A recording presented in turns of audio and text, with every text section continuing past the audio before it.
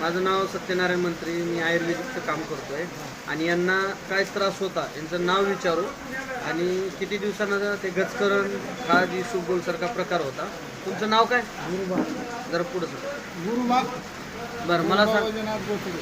बरं गोचडे साहेब, तुम्हाला काय त्रास होता? खाजवत होतो. हां, किती म्हणजे पूर्ण 2 वर्षानं होते. किती वर्षानं होतं? 2 वर्ष म्हणजे सारखं खाजायचं आणि ते खाजल्यामुळं काय सगळं ते दुःख झाल्यासारखं रक्त निघत होतं. रक्त निघत होतं. किती वर्षानं होतं? 2 वर्षानं. बरं दवाखाने वगैरे केला तुम्ही? येते त्याचा दवाखान्यात मग काही फरकच नाही त्या. कुठं कुठं दाखवतो?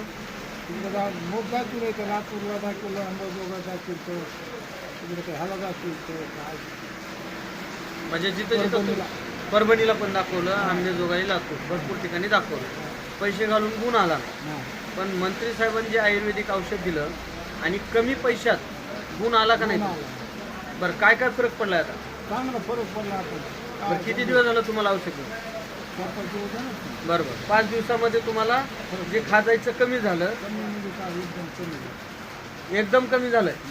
बरं मी औषध देताना तुम्हाला विश्वास बसला होता घेताना? नव्हता ना पूर्ण. जाऊ द्या म्हणलं काही होऊ जात. एवढे पैसे घातले, एवढं परेशान झालं, पण एवढे करून तर बघू हो खडा टाकून बघू हे आयुर्वेदिकवर. बरं हे आयुर्वेदिक घेतल्यामुळं आणि विश्वास ठेवल्यामुळंच फरक पडला ना तुम्हाला. आणि फरक पडला म्हणून तुम्ही डबल भेटायला आला. बरोबर. बरं असं भरपूर जणाला गचकरण झालेले किंवा खाजतंय सारखं, त्यांना काय सांगू शकता? औषध घ्यावं का नाही? घ्या म्हणतो मी. कारण तुमचा अनुभव आहे.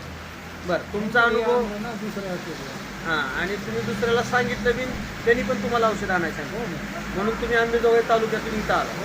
बरं तुम्ही हे आयुर्वेदिक घेतल्यामुळं तुम्हाला फरक पडायला आहे आणि तुम्ही लोकांना पण सांगायला चालू. बरोबर.